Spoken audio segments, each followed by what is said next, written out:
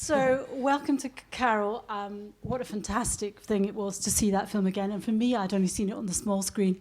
So seeing it on the big screen was extraordinary, including, as we said, the size of your tongue there for all of us to see.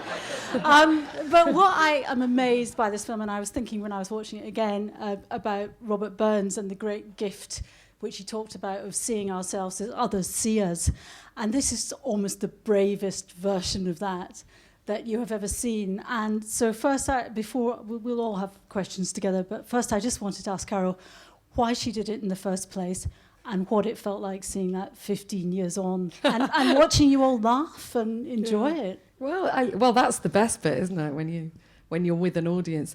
But it came about because what's actually quite weird is I think everyone in it looks relatively young, but we're all in our 30s then, and I thought, God, we're all so old. But now looking at it, so I can just imagine seeing it when I'm 80. You know, it's gonna, I don't know. Anyway, but it came about, weirdly, the filmmaker Clea Bernard, I've known for a long time, and she'd got this boyfriend, and I helped her out on some MTV thing where we had to throw a TV out the window. And then we went the reward was to go for something to eat, and her boyfriend said he knew me. Alan Chodsko, the artist, he's an artist now, but he said he knew me, and I didn't remember him. And he started telling me stories from back then. And there was an Arts Council application deadline coming up. And I thought, oh, that's quite interesting. So I remember doing this application about sort of looking at forgotten memories, really. I thought it was going to be like a 10-minute film. But it obviously got bigger. But it was really, for me, the first thing was the fascination with gossip and the idea that in some ways people would remember stuff that you didn't remember, and also define you in a certain way. So I think that was the beginning bit. And I think Cairo produced it, and I think we I put, because it was the days obviously before social media, so I actually put adverts in the local paper and the local magazine and stuff like that, and then people started to come forward, and that's sort of how so it was quite organic, because we didn't necessarily think people would come forward, and in fact some people wouldn't be in it. You know, so I think someone said, what I have to say about you, I wouldn't want my wife and children to hear. So those were the kind of things, but I think, because you know, you're at the mercy of a filmmaker, and they could do voiceover, all sorts of things, so you don't really know the extent of manipulation that will go on in a film. So I quite understood that people that didn't want to be in it as well, but I was you know, I love everyone in it, and you know, so Alan Wise, who's, you know, I mean, I just love him because he was in that film, and he says. He talks about his position, you know, and a lot of people will maybe why the Conservatives got in, because everyone, you know, says they're going to vote Labour, but they don't. I don't know. It's sort of that thing, what people say and then what they do. So I was so happy with the people in it. Yeah, no, they're fantastic. I was also thinking about when you did Dreams of a Life, which was much later on, but obviously from which is about Joyce Vincent, a woman who was found dead after 3 years in her flat with the television on. It was a news story in the Sun, and Carol made a film out of it. And again, you used the same technique of interviewing the people about the missing person in the room, the empty hole. What made you decide to try that again? Because you weren't at all scarred by doing this to yourself. No, not at all. I think you can't be scarred when you make something, because by constructing something, it's really empowering. And well, just to go back to the alcohol years, I remember when we screened it for people back there, and one guy did actually say, if I'd known you were going to finish it, I wouldn't have been in it. I think the sense was I wouldn't make it. So to make something out of possibly difficult times or interesting times or whatever is very empowering. And I don't think, without making the alcohol years, I would have made Dreams of a Life, because I felt in some way it was a very complicated film to make about somebody that was no longer here. And I think a lot of documentaries so anthropological and about other people, but the people that make them, the films, don't actually put themselves in it, or, you know, they're not exposing themselves. So I felt I could make something about Joyce because I've made the alcohol years. And I think I'm interested in contradictory evidence, and of course that that's all that we could have with Joyce. We couldn't know her. We could only have contradictory evidence. And in fact, the very first person that responded to the ad that I put out about Joyce, because that was just before, Joyce wasn't involved in social media either, but I put ads out, and Martin, who's in Dreams of Life, is here. Where are you, Martin? You've not gone yet. There's Martin, right? And I suppose, documentaries especially are nothing without the people that will appear in them. And again, Dreams of a Life was a really difficult subject by which anybody in it could be sort of accused of, by being in it, of neglecting Joyce. And so I felt with Dreams of Life, everybody in it was incredibly brave. So I actually think it's the people in the films that are the brave ones. One of the things, going back to the alcohol years as well, is obviously your own bravery, but also we're talking in a kind of women's film season here. And what's interesting is a lot of people are talking about you behaving like a man. How would that film be if made by a man? And you made it at the time and you absolutely said, this is public sexuality. Why, though, did you call it the alcohol years? Because we were sitting there going, the shagging years, surely that's what everyone might be more about. popular in that. But tell us a little bit about the blackouts, what you didn't know, what you do know. Well, I think for me, right, so I remember when I was trying to get people in it and somebody said, that's a very conceited thing to do. But for me, it wasn't. I think I was almost the MacGuffin, or for me, it wasn't about me. It was about attitudes and somehow building attitudes and a sense of place and time. And to me, it was always a film about Manchester and a film about the early 80s. And so the early 80s was definitely fueled by alcohol in Manchester. 86, 87, it became E. And the whole of Manchester really changed, No one drank. There was gun culture. It became a lot more dangerous. I mean, I think the Hacienda was virtually taken over by guns and stuff, but I think so. But so for me, it was about a time and a context, because I think alcohol is the lubricant that leads you to shagging a lot of people. You know what I mean? I don't think I would have shagged a lot of people without alcohol. So I think alcohol was the lubricant and the drug of an era, or a drug of that time, and probably a British drug as well. But the other thing about the film is the fantastic music, the bands talking about themselves. And you're also thinking in your head about sort of Michael Winterbottom's 24-Hour Party People. And there is a party version of the story. And almost they should be put together in screenings, these two films, what actually happened, what we thought was happening. But tell us a little bit about the bands and who you actually hung out with. Yeah, well, well, I mean, I think the person in the film that's no longer with us is who's got the dark glasses on and was very key to setting up the Hacienda, which I think, I was 15, 16 when I started to go there, and to be honest, it was a massive youth club, and that was Tony Wilson with the dark glasses, who's no longer with us, sadly. But I think without him in Manchester, there would have been nowhere to go. There would have been, there were sort of divey places to go, but he basically, in his words, created a 2,000 capacity disco in Manchester that no one wanted to dance in, and that was, there was this mad place. So, but, you were knocking around with like New Order and all the Factory Records, because Tony Wilson set up Factory Records. So I think Liz Naylor, who's in the film, who calls herself a frumpy old dyke, she actually, somewhere, not in the film, but she talked about Tony Wilson being the factory, literally the factory owner, and we were all his like people, workers or something. So I think it was right, it was quite a boys' town as well, to be honest. I think a lot of the bands were guys. So there was New Order, Giroti Column, I can't remember, Quango, that was Gonnie, and Mike Pickering, who went on to start M People. There was just, I'm going to go blank with bands. And your own band. I was there. Your own band, Tot, yeah. We got a review in Melody Makers saying we were going to be bigger than the Beatles before the next gas bill came round. But we hadn't actually released any music. But I think we did sleep with the journalist. Not. I've never slept with Kate. Can we have that on record? But, yeah. So far. Never. Yeah. So, but I think there was a lot of a lot of youthful energy. And in a way, it was probably the time a lot of people would go to university, but we never did as well. So, and to be honest, there were people you met that made a lot of money. Mick Hucknall, we used to think Mick Hucknall from Simply Red, we always used to just take the piss out of him. And then suddenly he's like... And we were like, he goes around with the stick, he's so pretentious. And Debbie's like, just Mick Hucknall, he can just wait. Wait till he sees what we do, It's kind of that arrogant, But you're like, oh yeah, okay. So I think the women in Manchester then, it was a working class white boys' town, really, to be frank.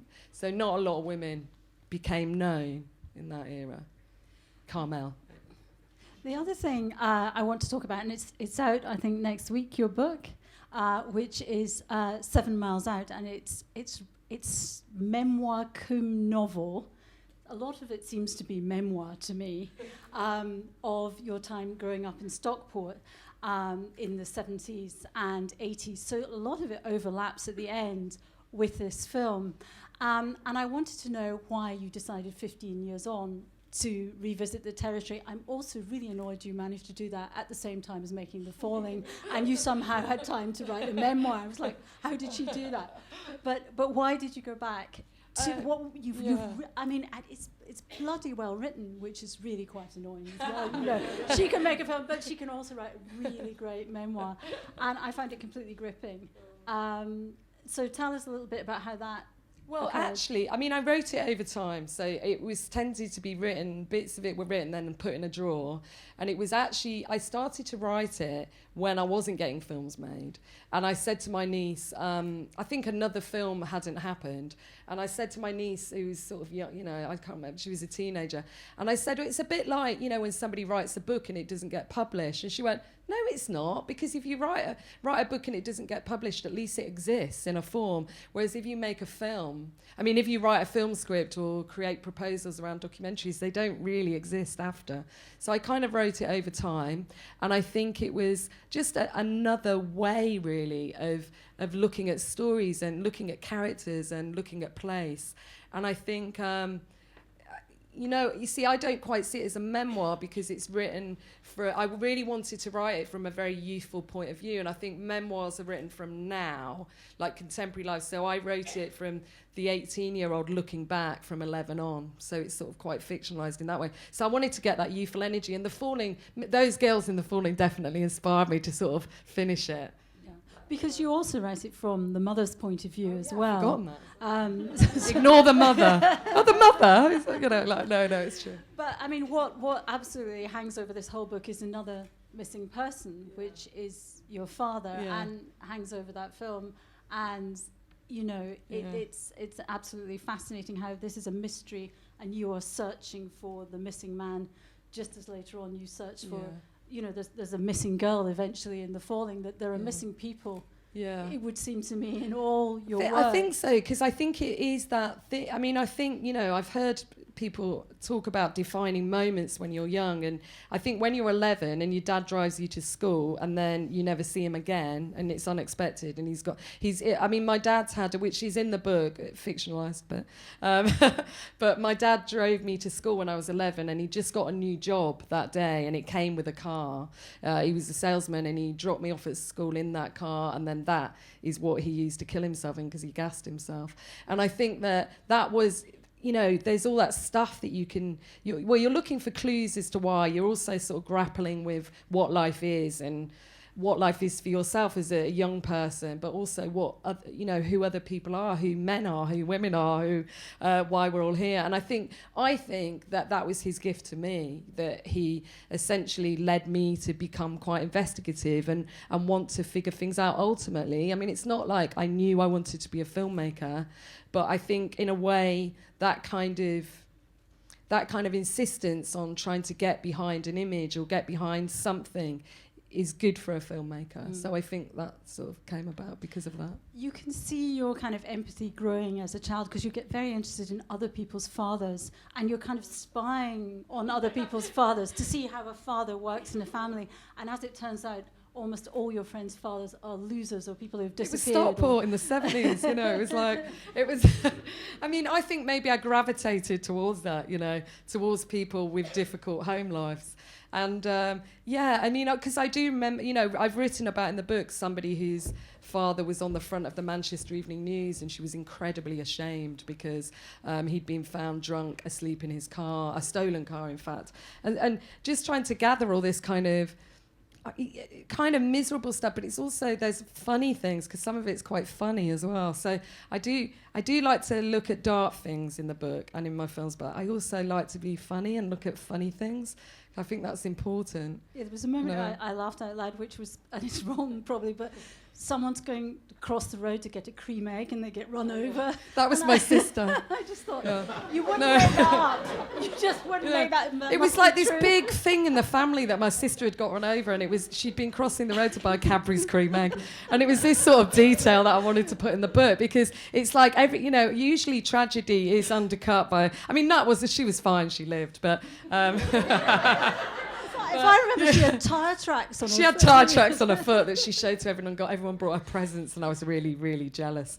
But so that's sort of in there. But I think it's so I think as well it's, you know, I don't like when people wallow in sort of misery, and you know, even suicide has its moments, you know, it's like, and things around that, and the things that happen in a family, it's true, and that's sort of what is so brilliant about life, that it even in dark moments and in tragedy, you can find some you know, some spirit of uplift, and that, you know, that's what I try and do in my films. But no, in the book I've tried to put a lot of funny things in. Yeah. How did you also develop your eye and, you know, your visuals at that stage? You went to art school, you knew you were going to do that. And actually, there's a brilliant moment in the book also where you go to Rochdale College of Art. College. Tell us about that. And Weirdly, Elaine Considine, who made Northern Soul, it turned out we were there at the same time. So now we're pretending that we're like big college mates, but I was only there 2 weeks. But when I got there, I mean, I knew nothing. In fact, I saw Elaine recently, and she said it was the only place in Manchester. It was miles out of Stockport. It was the only place you could go if you didn't have any qualifications, which is why me and her ended up there studying art. But what I remember, we did history of art, and I've never forgotten it. The history of art teacher got us to write, even though none of us knew. She asked us to write about the Dada movement, and everyone was going, we don't know anything, but she insisted. I'd managed to pick up a bit in the Hacienda cocktail bar from the guy that ran the bar, so I managed to write a bit, so I was quite proud, and based on that no one else was writing anything, I thought mine is going to be read out. And what she did is she collected all the essays and, well, whatever they were, bits of paper, and she took them to the front and she ripped them up, and she went, there you go, that's Dada. And that is in there. And I sort of soon left after that. I didn't quite grasp it, so it took me about another 8 or 9 years to go to art college. Yeah, after that. The other thing I found very interesting is when obviously I saw The Falling and then went back and read this book, and the portrayal of your mother, obviously the mother figure in The Falling is this agoraphobic person who stays in, and in the book your mother is much more thrillingly chaotic. But I was just wondering about that and how all that percolated in. Well, luckily my mum is... Try not poke you. My mum's no longer with us, but I have to say, when I thought with the alcohol years, just going back with the alcohol years, I thought she was never going to see it because she was living in Wales, and I thought it wasn't going to go out on Welsh Channel 4, right? But it did half an hour later. And she phoned up, and she didn't really know anything like this had happened or whatever, but she phoned up and she only said one thing, and she said, somebody in the film said I was disorganised. And that was her thing. So my mum, who is sadly no longer with us, but she was a brilliant character. And so I did, you know, you're kind of, you know, so with The Falling and with the book, it's obviously modelled on my mum and to be honest, my Auntie Sally a bit. But my auntie, so the mum in The Falling is a stay-at-home hairdresser, which my Auntie Sally was. But I was saying to my Auntie Sally, she was very excited Maxine Peake was going to play her. But I said, it's not you. It's just sort of, I've taken aspects of you, but it's not you. And then my cousin saw it, her daughter, and said to her, it's totally you. Fagging mouth, hairspray. And Sally was like, oh God, we have to be careful about hairspray and our cigarettes. We'll just set everything on fire. So, and she has seen it now, but it's sort of, people are recognising themselves and don't really mind. But you can't help but model people on the people that you've been close to, especially younger, because everyone's so vivid. Like, because my mum, in the book, there's the fictitious guest house, and my mum in real life ran a guest house called Beach Guest House, a boarding house really, and in the book it's Dandelion Guest House. But the people that came to stay, you know, like I used to have to give up my room to all these people, so I was very acutely aware of these characters and personalities at the time. So I feel like I've rescued them from memories and wherever they've gone to, really. Yeah, because when you do Edge, the previous feature film Before the Falling, that's obviously in this kind of rather rundown hotel. Yeah, that was sort of, kind of inspired. It's all coming together, your public analysis. Now, I'm sure you would all like to join in the public analysis and discussion of Carol's films and women in the film industry as well. Could we have the lights down a little bit so we can see the audience? Because I can't actually really see. And we've got some roaming microphones if you would like to put up your hands and ask Carol a question. Anyone? There's always something, you just have to wait. Yes, we'll just count. There we are. You always have to count 10 seconds. Why did you go to London? Why? Well, you see, after the alcohol years, I kind of went to Devon and worked in a factory for 6 months, and then I went to, just went around and about, and then I came to London, and I lived here for about maybe 3 years. I came here about 21 and lived here 3 years, and I think it was. About 23, 24, I thought, I've got to do something. And then I went to Tower Hamlets College in Whitechapel and did A-levels in film and photography. And I met the most inspirational teacher called Bev Zorcock, who, you know, is a real radical, brilliant film feminist writer, filmmaker, blah, blah, blah. But she taught me film. And that's when I'd never known that up till that point what I wanted to do. Other than, you know, I was interested in writing, I suppose, but... So I sort of gravitated here with the rest of the people that gravitate to London, wanting to be anonymous, possibly, and looking. Yeah, so I love it here, though. I have to say, go London. Have we got someone else? We could. Yeah. Oh, there we are. Across there. Hi. Your film was really good. I really enjoyed it. I noticed that a lot of the people that you interviewed were filmed with their children. What was the significance of that? I mean, to me at the time, it was just really exciting. They had children. And, you know, I think for them, it was like they'd moved on as well. And their children was sort of an aspect of that, I think.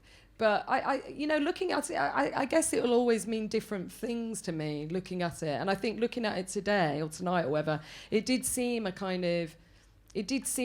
know, the idea of, you said to me at one point, God, at the time you were all quite young and we thought we were juvenile, but we were only 16 or something. So I think there is that, probably for me, an attraction to a sense of youth and doing things for the first time and that experience and not knowing where your life will take you, I think.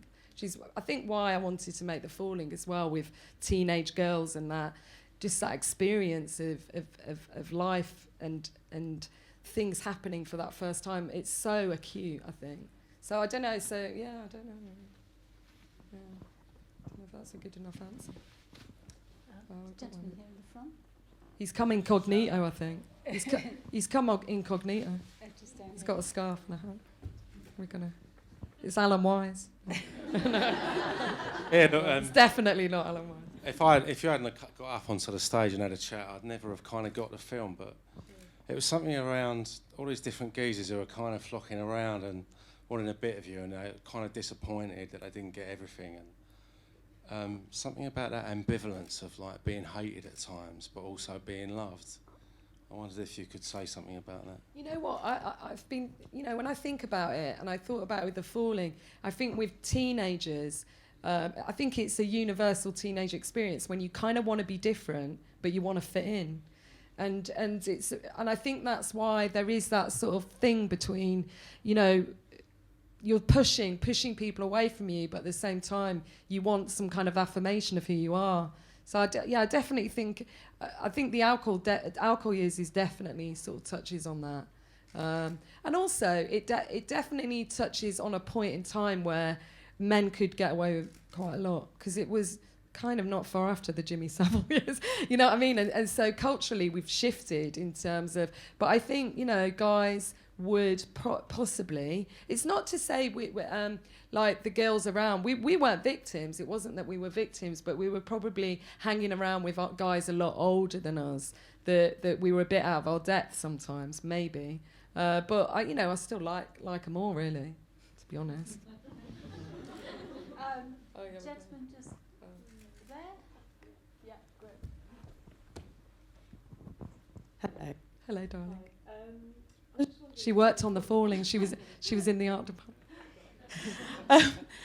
I was just wondering, obviously at the time, you know, you're having to take these interviews with people to get their stories. Now that kind of everything's out there on social media, Facebook, Twitter, how do you think you would go about, or would you need to go about doing this now? Well, I think it'd be interesting if someone did, because it'd be easier to find people, so they'd certainly have a lot more people that they could contact.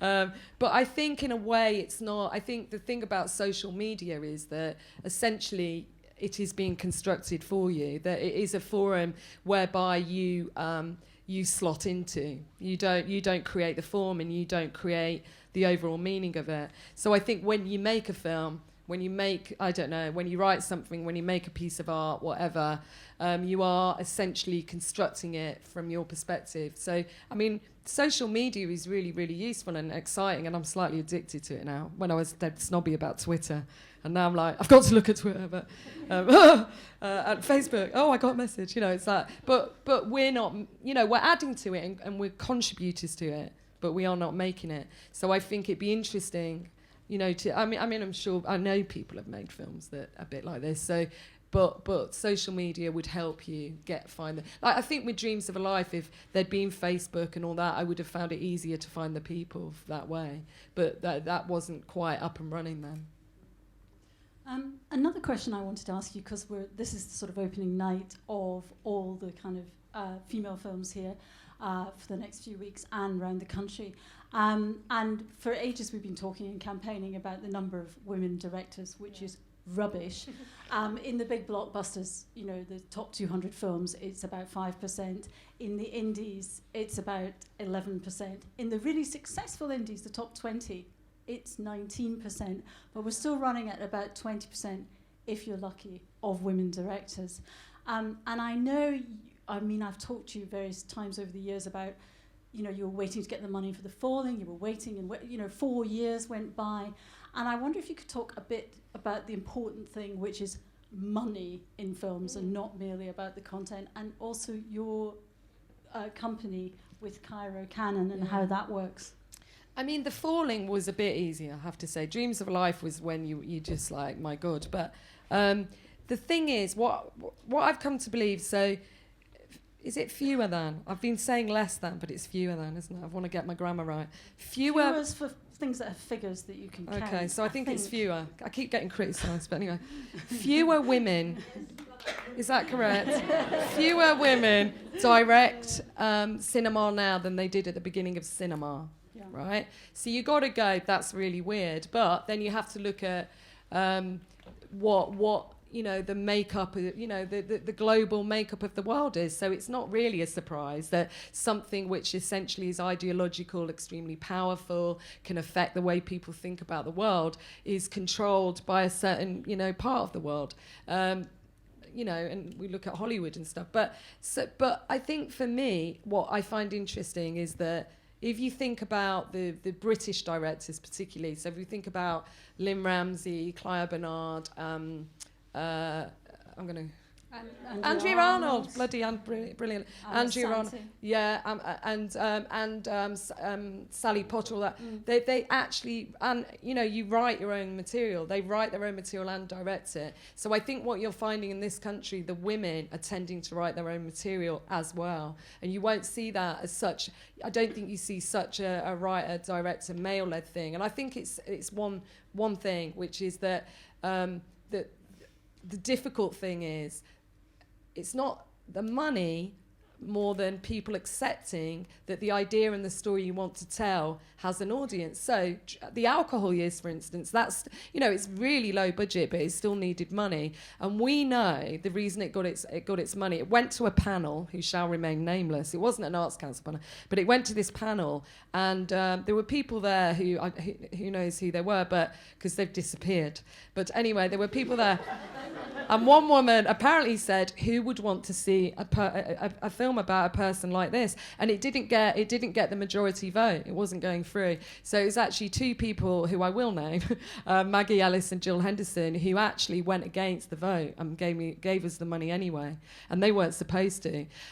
So I think probably the history of my films is that Dreams of a Life got turned down by Film 4 and the BFI 3 times. And eventually me and Kyra would keep reapplying until somebody left their job. So you're just kind of waiting. So I think the history of cinema is the history of opportunities that you have to carve and have to make and have to go. But I'm telling you, I just think it's like the ideas themselves are not seen as being sort of I mean, it's hard to say commercial when you're dealing with something like alcohol years, but viable or commercial, or what people want or what people are looking for. And that is definitely where the problem lies. So, you know, you will get film scripts going around, and you will find that they're being offered to male directors, not female directors. You will also find that I think it's really excruciatingly awful how many women DOPs are offered work, you know. I think they're really seen as not being viable additions to a crew. So there is a real problem, and it's not like it lies with one person, one organisation or anything like that. But the important thing is, as people, we embrace diverse stories and you know, demand to see them. You know, I'm loving that 45 Years at the moment is doing really well, because you've got an older woman. Now, for years, people would say, oh, no, you know, that's not going to fly in the cinema. No one will go. You know, and people want to see, you know, diverse things and are hungry for them. So, but women are not. I got asked a question the other day, and they said, "Do you think women are an underused resource?" And I'm like, women are not a resource. We're not a ghetto, and we're not. You know, we're a majority. We're a majority, and so it's staggering that the history of cinema. Actually, this guy who's doing a film or something at the moment for the BBC, and he's done a lot of research, and he said there were more women lead characters 1940s. There was more then than there are now. So it's really disgusting. But for me, the only thing I can do is to carry on and continue to make films rather than answering surveys. Because I have a lot of things asked me every day about women in cinema, and I don't know what to say anymore. I mean, I just don't know what to say, because it's just really annoying. Yes, not the questions, but the representation. Soon this should wither away. Yeah, but yeah, it just hasn't happened Yeah. yet, has it? Any more questions? Yeah. Who's there?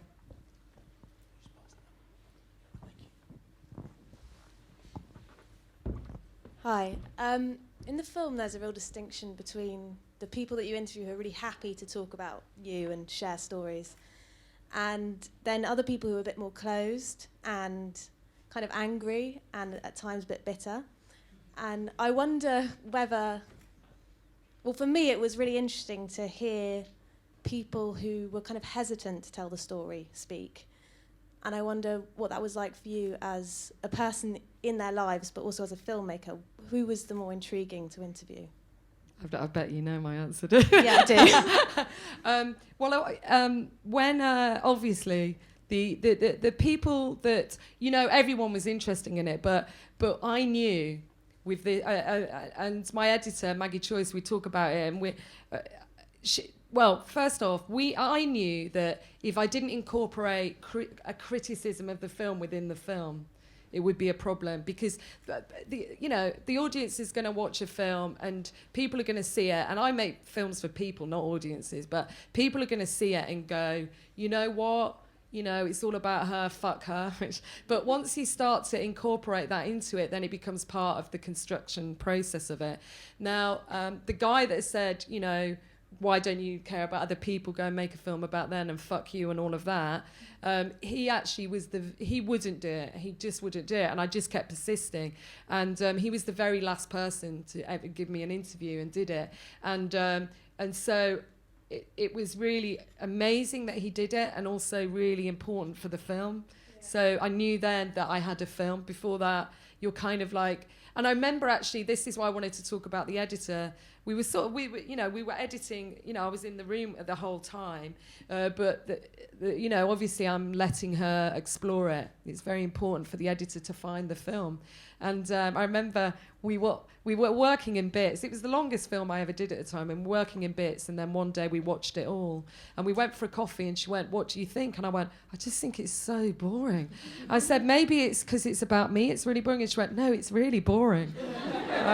It's really boring, and maybe it still is to some, but I remember going home that night and just thinking all night, and sometimes things happen overnight. And I remember walking to the editor the next day, and I got there and I said, the film has to begin with hate. So it starts off with that. It's a more kind of, you get the sense of what the film will be. It's not going to be sort of some self-aggrandizing celebration. It will be, a critique as well. So it was it was so exciting to have in the film, but obviously when people were a bit more fuck you, it was really exciting. Can I just ask, the guy who told you to fuck off, do you know how he felt afterwards, having seen that his sort of hesitancy kind of validated the whole thing and kind of... I got a sort of not anonymous, but I did get an email. I don't think I've ever seen him again since, actually, but he did email. I've seen a lot of... The thing is, I haven't seen him, but he emailed. He did email, and it was sort of well done and blah de blah, but we did have a screening of the film to Manchester people, and that was really interesting. And Alan Wise saw it back then, and he's seen it recently, and back then he went, "What bloody rubbish!" It was like, why did you bother? And then when he saw it again recently, apparently, and he went, he said it did have some value in it.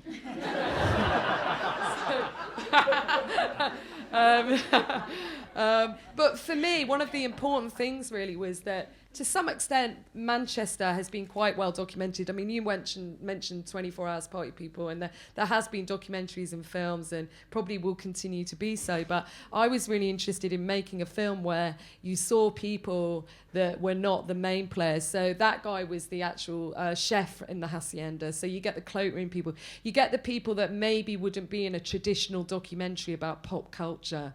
Because I think the people that make a scene, if you're lucky enough to be on one or near one, are often the sort of the people that aren't the names within it or out of it, that don't become the historians of it. There's a moment when someone says to you, you're creating a film of your own life as you go along, and you do arrive there with the very puzzling duck and the train set, which you play with and were you aware at that time almost of creating your own myth, as they say in the film, because you made these rather exciting decisions about how you were going to look and play your life out, which were rather daring, weren't they? Well, it didn't seem daring at the time. It was sort of something to talk about. That didn't make it in the film because no one mentioned it, but I used to take Scrabble set to the hacienda, a little miniature Scrabble. No one talked about it, but I think it was really... It did feel like a playground, It did feel like a playground in a way, and a way to meet people. But you look back and it's like a bit strange. But yeah, it was. I don't know, the decisions behind it were very motivated. But I remember though, I came to London and I bought the hobby horse in Hamleys. That was a very exciting moment. Any more questions? In the front here. We've got the microphone coming. I should sit up straight with that camera on. Hello. Anson's film before, I absolutely loved it. It was really, really funny, so thank you. With The Fallen, which I also loved, I saw it a couple of weeks ago, and you've got these really sort of quick scatter shot sort of I don't know if they're single frames, but you just sort of subliminally get this whole load of information, and it's quite visceral and shocking, the impact on me it was. And then also the slower sort of montage passages when you're just observing different people and the music's playing. It's all very sort of textual. And how was that on the page, those two aspects of the editing?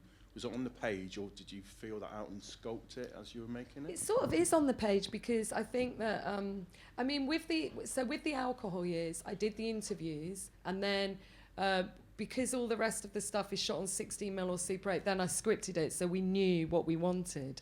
So it was sort of quite, you know, obviously some of it's observational, like on the street, but I kind of knew I wanted nightlife and stuff like that. So it was very scripted, really, because that bit was, for us, the expensive bit.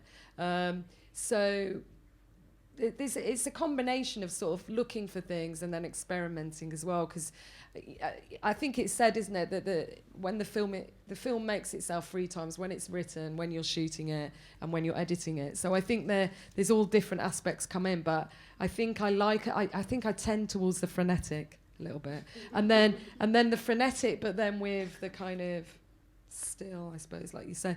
But with the falling, there is, if anyone has the DVD or whatever, if you extract all the subliminal frames, they're not quite subliminal because it's we use 3 at the same time. So, but they're 3 different ones. And if you take the subliminal frames out, it makes its own film in itself. Ooh, spooky. So, I mean, whether it makes any sense, but there's stuff that was shot that isn't in the film. So I like this idea that, because I think before I like getting behind things. So, you know, that you could. I personally love things that you can look at again and again, or films and books, and the next time you see it, there's something else in it.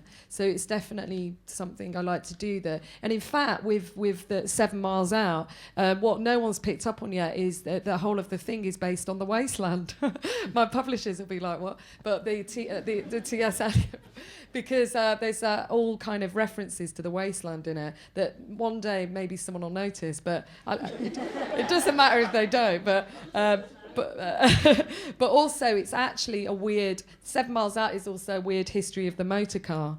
So it's all about this. You know, you said my sisters. So it's about the threat of the car running through it, because that's how my dad died. But no one's picked up on that yet. But so I like things to be quite layered, really. So the subliminal images are a great way of kind of provoking people, and they don't quite know what they've seen, maybe. Yeah. Me and my editor had fun with that. Chris Wyatt. The other thing you have in The Falling is this fantastic cinematographer, Agnès Godard, who I met with you once, and she works with Claire Denis, and you got her, I think, at the last minute, didn't you? And how did that work out? Because she's did an amazing job. Well, I was very, very lucky, and she doesn't have an agent. She's like, you know, she's been working 30, 40 years, just absolutely brilliant. Doesn't have an agent, but I managed, because I am quite a Google detective. I managed to find her email on some paper or something. So I got in touch with her and we Skyped, and she wasn't ever sure if she could do it till a week before. Cairo Can and Luke Roger, I think Luke's here tonight, Cairo's here tonight. Don't know where you are, so I'm just pointing randomly. But we were all like lying and saying we had a DOP. Are we allowed to say that now? So we were pretending we had a DOP and we didn't. And it was the first time in my life and Cairo's life we'd actually had the finance for a film but didn't have a DOP. So, but Agnès was like, she was just a gift, really. And I went over to Paris to meet her. And then she locked us out of her flat with my passport in it. I was only going in for a day. It was all a bit of a hoo-ha, but we bonded. And then a week later, she came and we prepped the film and shot it. And I remember going over and I said some really ridiculous thing to try and impress her, right? Where I said, I always try and do a French accent. I can't speak French, but I was like, I want it to be like, we didn't make the film, we found it, you know. And she went, I love it. So on set, she's like, we have not made this film, we have found it, you know, we have found this film. No one knew what we're going on about, but it was sort of meant something to us, I don't know what. But it was brilliant working with her, because we would plan everything and then just decide to do something else. Which is always the most frightening thing ever, but the most brilliant. So, no, I'm very, very lucky because I have such brilliant collaborators, Cairo Can and Luke Rogue, Agnès Godard, Gwen. and great art department. I think almost there you finished the entire thing by thanking everybody. So that is Thanks fantastic. to each and every one of you. And thank you to Carol for showing us the film and coming to talk. And to can I thank my publishers, sorry, Blink? yeah. Because it would be remiss of me not to thank the people. Like, you dream of having a book published, and now it's happened. So thank you to Blink and to Emily Thomas and Karen Browning and everyone And from there Blink. are books to be signed. Yeah. Oh, yeah, I out can there? sign books. Yes. Yeah, wherever. Yes, or You know. anything else you want signed, yeah. Tell me your name, even if I know you, because I've got that thing now. I can't remember anyone's name. I've got that blank, you know. Thank you, everyone. Anyway, thank you and very good much. luck with this, all the rest of it. Yeah. Yeah, that's it.